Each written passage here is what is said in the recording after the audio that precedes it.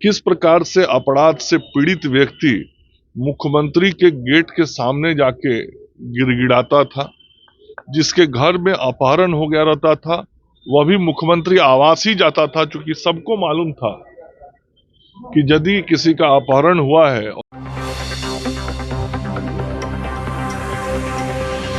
नमस्कार, आप देख रहे हैं पीटीएन न्यूज और मैं हूं आपके साथ प्रभाकर पांडे। आपको बता दें कि बिहार में लगातार अब अवार्ड देने की होड़ लगी हुई है। जी हां, पहले भारतीय जनता पार्टी के प्रदेश अध्यक्ष दिलीप जायसवाल ने आरजेडी सुप्रीमो लालू प्रसाद यादव के लिए अवार्ड की मांग की, तो वहीं आरजेडी की तरफ से शक्ति यादव ने बीजेपी के नेताओं के लिए अवार्ड की मांग की है।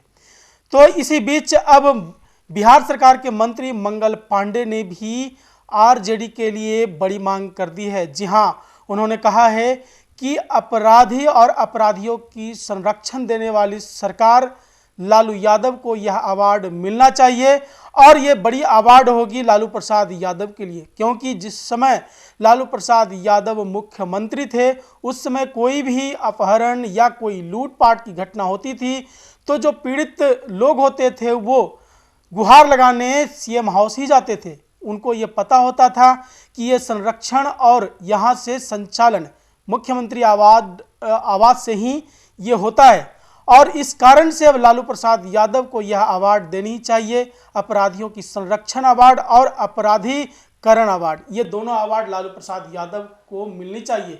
इस तरह की बातें कहते नजर आए मंगल पांडे। तो वहीं पुष्कर सिंह धामी को बधाई दिया है। उत्तराखंड के मुख्यमंत्री हैं पुष्कर सिंह धामी।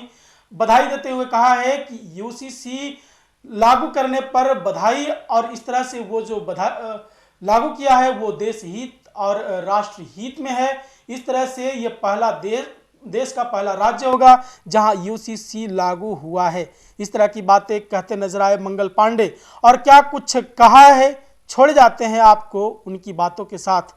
इसमें कहीं कोई दो मत है। आप ही मीडिया के मित्रों के पास लालू जी और उनके शासनकाल के इतने सारे वीडियो रिकॉर्डिंग रखे होंगे जिसमें कैसे अपराधियों को मंच पे बुला के वो सम्मानित करते थे, किस प्रकार से अपराध से पीड़ित व्यक्ति मुख्यमंत्री के गेट के सामने जाके गिड़गिड़ाता था, जिसके घर में अपहरण हो गया रहता था, वह भी मुख्यमंत्री आवास ही जाता था, क्योंकि सबको मालूम था कि यदि किसी का अपहरण हुआ है और वो छूटेगा तो उसकी चाबी मुख्यमंत्री आवास में ही है। मतलब वहीं पे सारी बातें होती थी।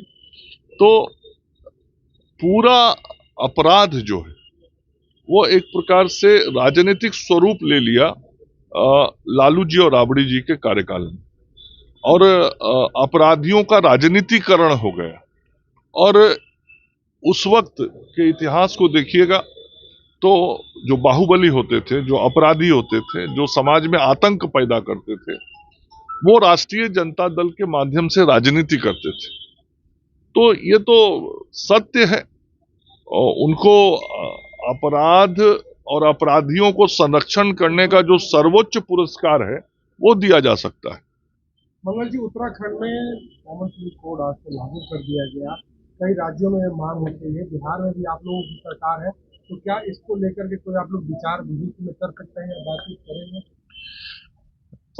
यूसीसी जो आज लागू किया है उत्तराखंड की सरकार ने, निश्चित रूप से बहुत सोच समझ के विचार करके वहां के सम्माननीय मुख्यमंत्री धामी जी ने और उनकी कैबिनेट ने इस निर्णय को लागू किया है। और